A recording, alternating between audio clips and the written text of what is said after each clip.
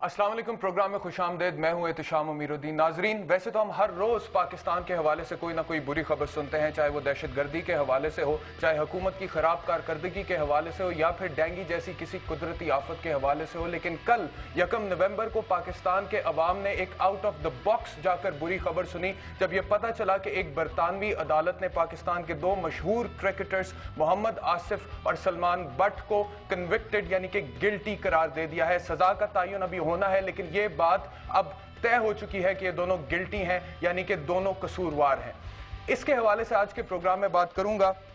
वैसे तो नाजरीन, इन दोनों क्रिकेटर्स का क्या मुस्तकबिल होगा, इस हवाले से भी बात होगी, लेकिन साथ ही साथ आज के प्रोग्राम में मैं ये बात भी करूंगा कि पाकिस्तान क्रिकेट का क्या मुस्तकबिल है, और इसके अलावा इस केस के जो कि इन दोनों क्रिकेटर्स के खिलाफ चला, मोहम्मद आमिर जिन्होंने पहले ही गिल्टी प्लीड कर लिया था, उनके हवाले से भी बात करेंगे और कुछ कानूनी नुकात पर भी बात करेंगे इस केस के हवाले से, लेकिन इस ब्रेक के बाद।